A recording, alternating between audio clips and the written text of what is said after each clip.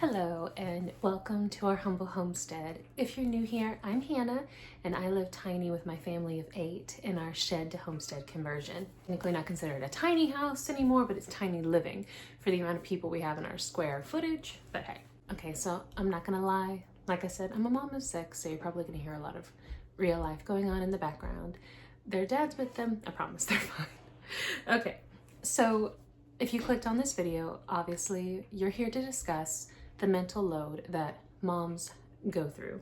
If you see me looking down, it's because I'm referring to my notes here. But first, I think it's important that we define what is the mental load.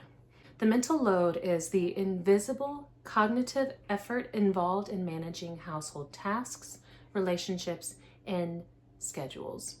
Now, it is kind of like an invisible beast that can feel like it's just constantly riding on your back and sucking out energy from you. It is a very real sensation. However, it is definitely defeatable. You do not have to be a slave to it. There are things we can do to make the load we have on our shoulders feel a lot less burdensome and much more manageable. So what we want to do is transition into a solution focus mindset. Mindset is your most important tool. If you have thoughts, you have a mindset. So you want to be very intentional and careful with the words you speak and the thoughts you allow to ruminate in your brain. So we need to talk about the difference between a mental load and mental choice. I feel like the enemy has done quite a number on mothers. And we know that from the very beginning, Hasatan, Satan, the enemy, the adversary, has always had it out for women. He does not want to see women succeed. And particularly in something where it's easy to make us feel guilty if we don't enjoy what we're supposed to be doing. Oh my gosh. When you already have all these things that you need to do and you feel like you're drowning and it feels insurmountable, and then on top of it you feel bad for not enjoying it when it's hard. Oh my goodness, like it's just thing on top of thing. And no, we're not going to do this anymore. We're going to take back our control. We're going to be like, no, listen, whoever you are speaking these lies to me, I do not receive it. And I know I'm probably getting new agey for some of y'all. Just hold on though. And sometimes what we really are just warring with is the flesh, but it does help so much to speak truth over the situation and to say, you know what, you, awful voice in the spiritual realm, I know you aren't going to make sure that I'm rising to the occasion and doing the best that I can for my family. So why on earth would I listen to you? And why would I allow myself to feel badly? At least I know every single day I'm giving it my all. And you know what? Gosh darn it, I can do this. I hope all of you had the kind of childhood where you grew up knowing you could be and do anything. And even if you didn't, it's still true. You can grow up and be anything. Out in the world, we have women who will say that they can do anything a man can do and better and in heels. But then we have women at home feeling this intense pressure and feeling like they can't manage the load. So I think what helps most of all is to think of our role as a form of management. I talk all the time about professionalizing motherhood, thinking of it as a business that you manage, that you run. You are the CEO of your home. If you, headship wise, think of your husband as the president, okay? He's still in charge, but you're the one running the house to make sure that it's going smoothly and all the things that need to be done are done. So what's most important, first of all, is ownership. We have to take ownership of our role because ownership is empowerment. We have to change the filter in our brain. What's been placed on us is not a burden. It is an opportunity. It is a wonderful profession that we can rise to and say, you know what? I'm going to do a fantastic job. I'm going to kill it at this. I'm going to just soar. This is not going to be too much for me. My family was given to me by my Creator, by my Heavenly Father, and He knows I am capable. I have it in me to learn the skills that I need to manage my home well. I have it in me to find resources and mentors and influences that are going to be that positive mind shift and inspiration for me. And I'm going to go after this. I'm not going to sit and wallow. I'm not going to tell myself I can't do it. I'm not going to disassociate and scroll on my phone where even less is done. And then I wake up and think, where'd my day go? And there's even more of a mess around me. No more. We're not going to do that anymore. Okay.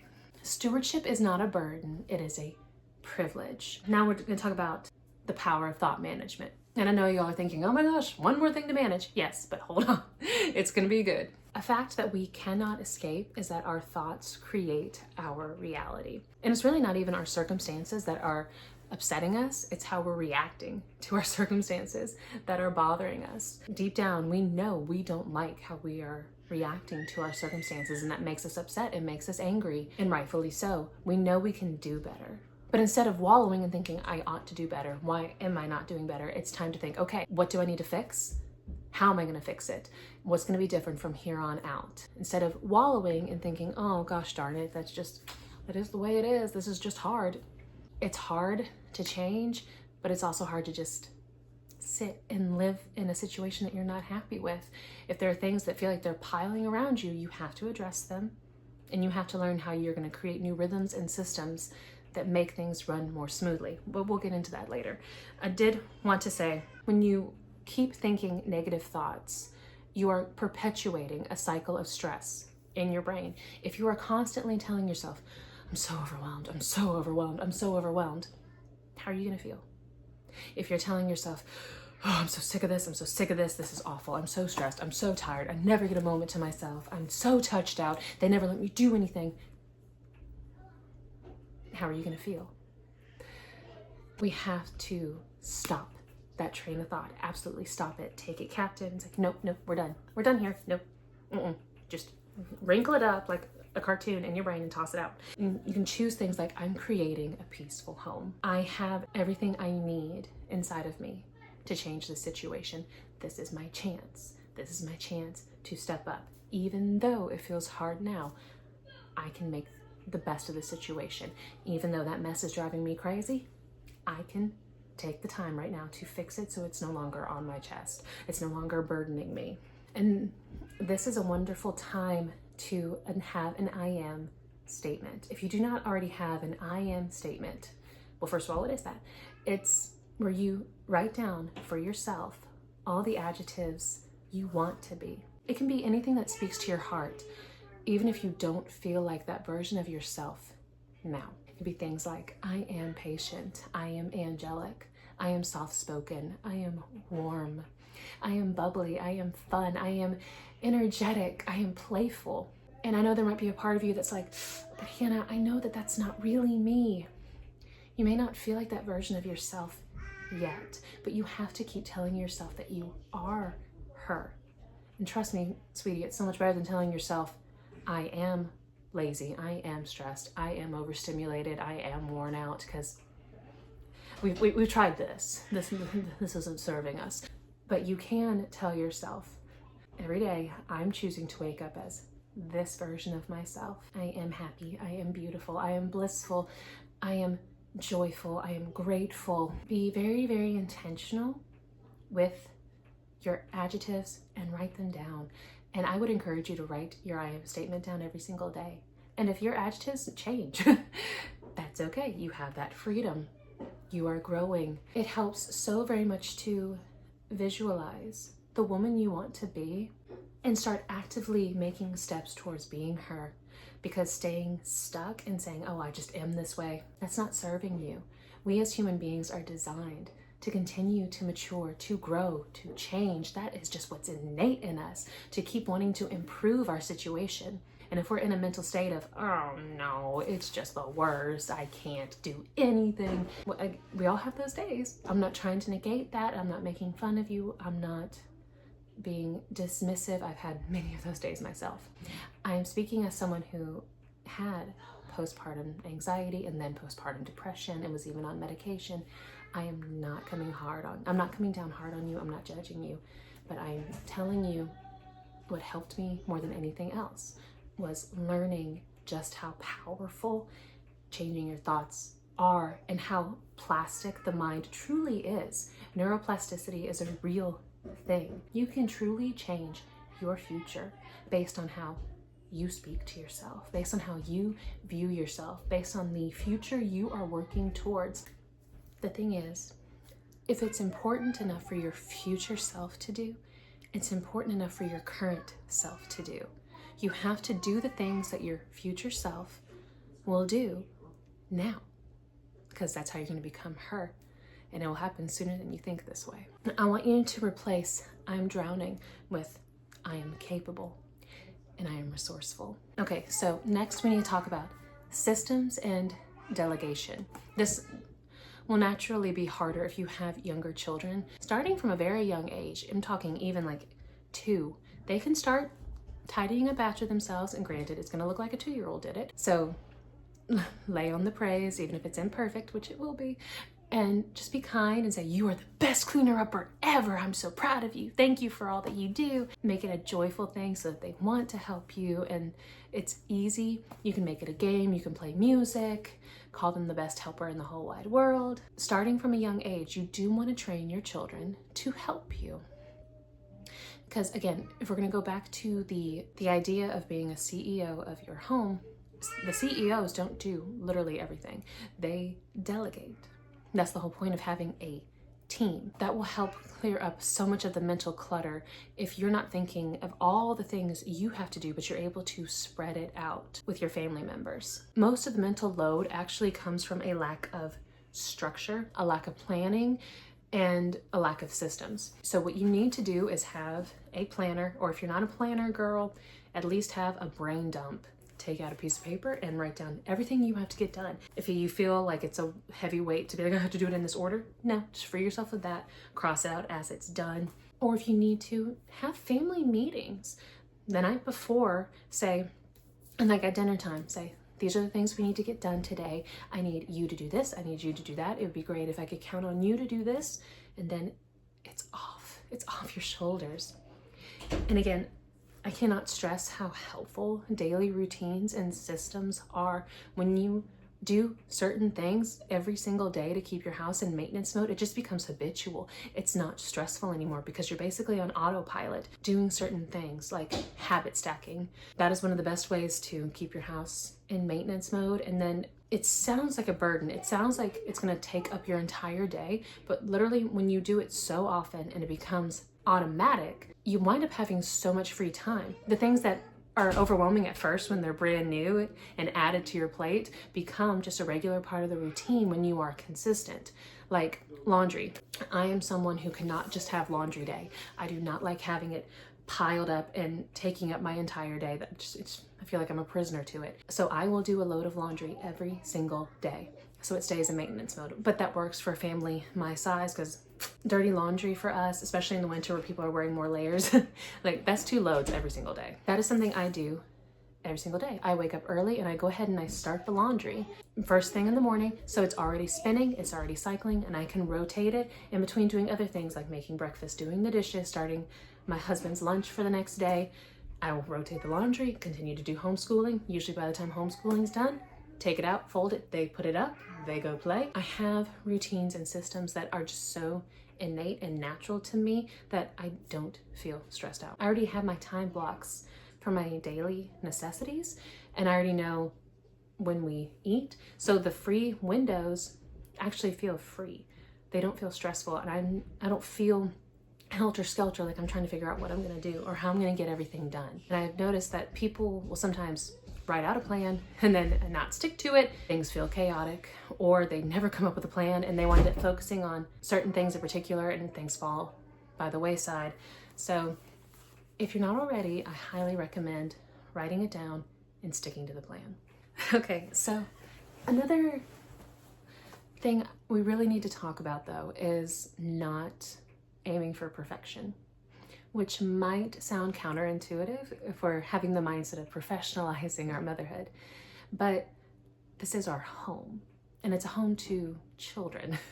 So it's not going to be perfect. And if you are putting that burden of perfection on yourself and your children, it's going to make it really, really hard to enjoy the space you're in.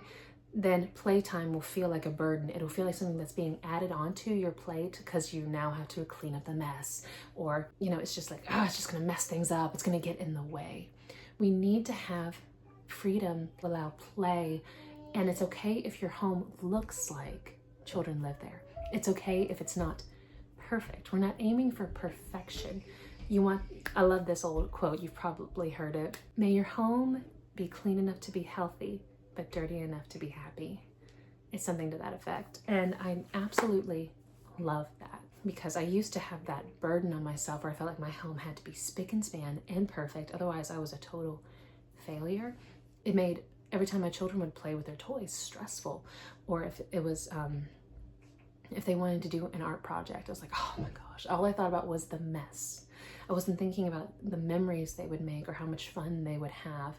And it took me a couple more babies to realize the mess will always go away. It'll always be picked up, even if and it's not as big of a mess as it seems. If you were to time how long it takes to pick up most messes, it's really not that long.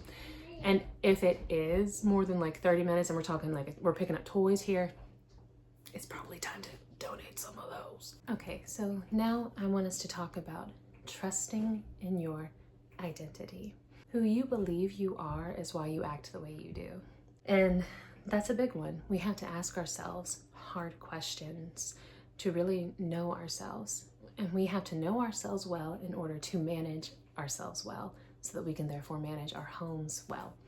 And I feel like this is a great time to introduce to you, if you haven't seen it already, a e-course that I came up with called Proverbs in Practice. It's a teaching tool, but my favorite part about it is the journaling prompts at the end. I tried to really come up with some thought-provoking questions that just really make us sit back and think really, really hard about who we want to be and how we want our family to be run and the kind of legacies we want to leave. And in fact, some of them you'll probably have to pray about and think, I'm going to come back to that one and let that just marinate for a little bit. But it is completely free. It's my gift to you. It looks a lot different in Canva than it did. And once it's in PDF form, it's a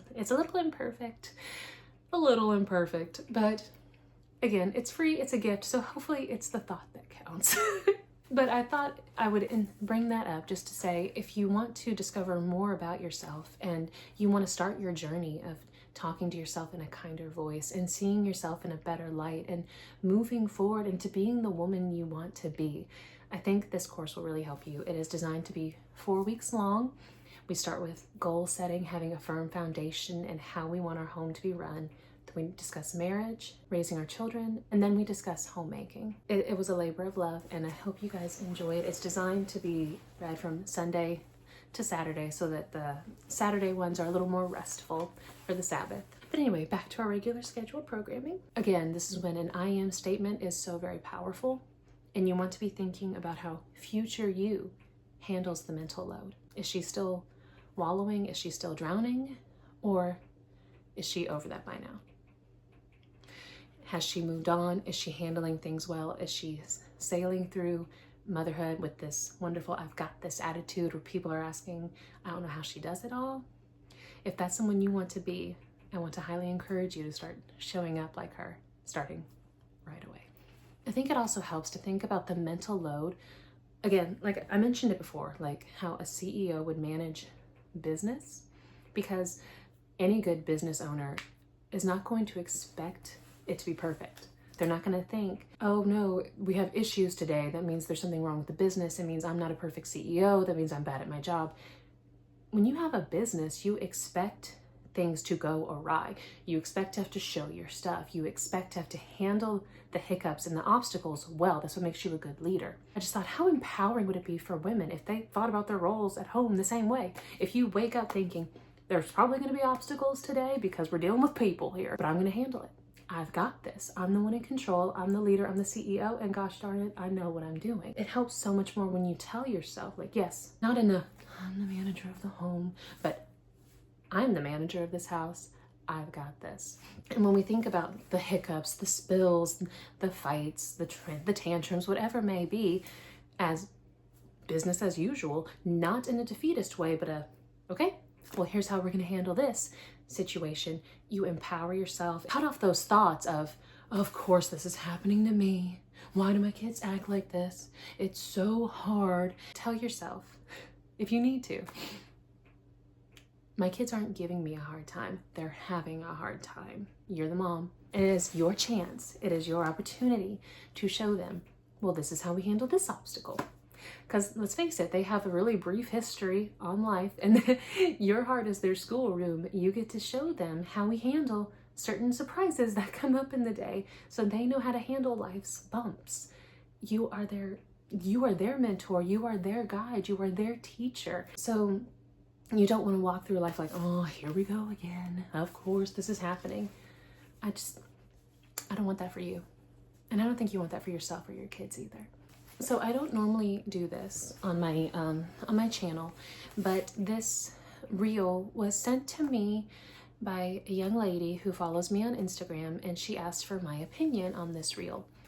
And I found out later that this particular woman in the reel works outside of the home, and that's a whole nother layer.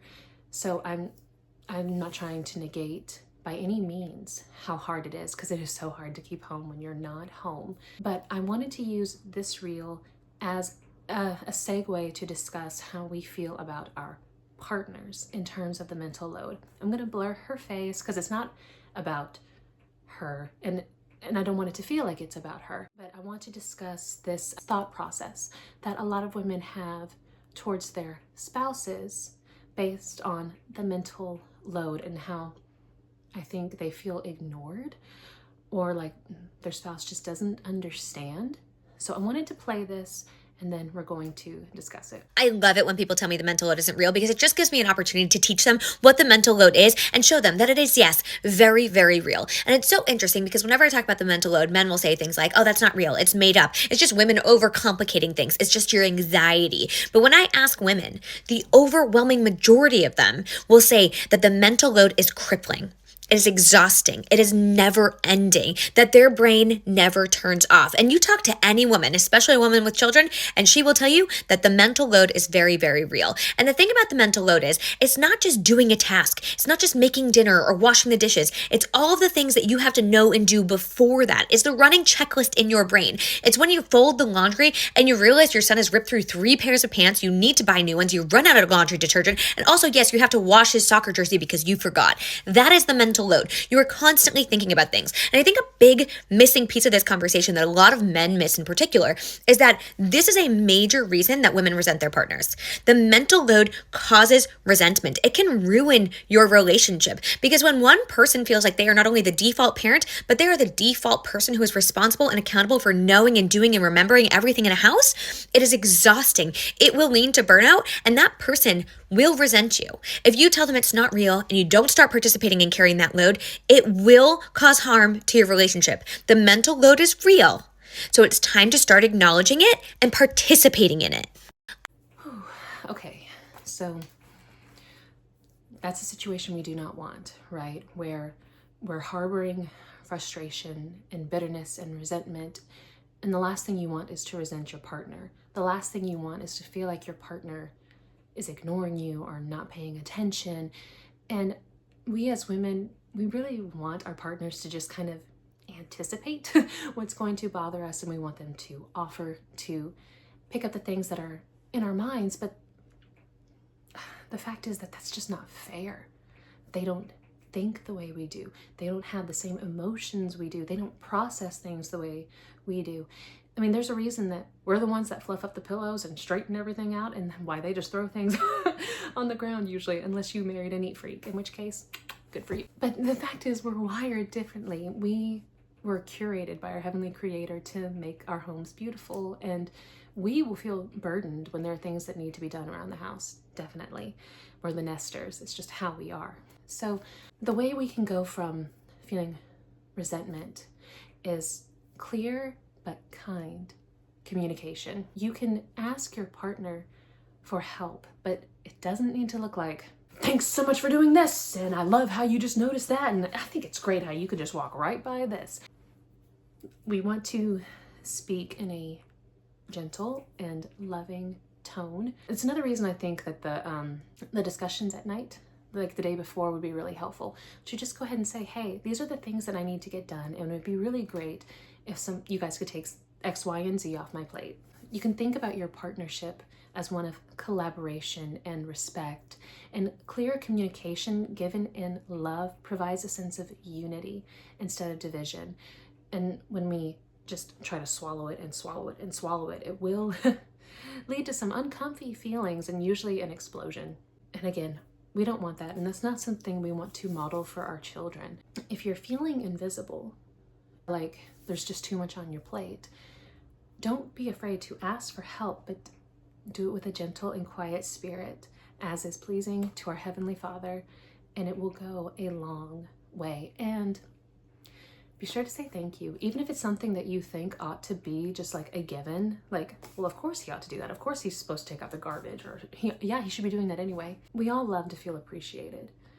Don't you love it when someone thanks you for doing something, even when it's something you'd be doing anyway? Like when your kids thank you for making dinner, or your husband thanks you for mending his shirt. Doesn't it just feel nice to be appreciated? So if you want more help, lay on the praise, lay on the gratitude, bring it up after the fact and say, it really blessed me when you helped me with this, because appreciation breeds repetition. And the same is true for your kids. When they help you, say thank you and praise them for their efforts. Even if it's not done exactly the way you would do it, at least they're willing to help you. That's another thing that can help us let go of the perfectionist side. It might not look exactly like I would have done it, but they helped because they love me. So that's just something I wanted to throw out there. This is almost over, friends. I just wanted to read this last part before we go on about our days. I wrote, motherhood comes with its challenges, but the mental load doesn't have to leave you overwhelmed and exhausted. By intentionally managing your thoughts, creating systems, and leaning on prayer, you can shift your perspective and reclaim peace in your home. Remember, you were uniquely chosen for this role. And with God's help, wisdom, and favor, you can handle it with strength and joy. Let's strive to create homes filled with love and intention, where burdens are lightened through gratitude and teamwork. You've got this. So, friends, I want to thank you so much for just listening to me ramble on. I hope that it was encouraging and helpful for you. And if you're struggling with overcoming discouragement in general, I would love for you to watch this video next. I hope you guys have a wonderful day. Shalom, friends.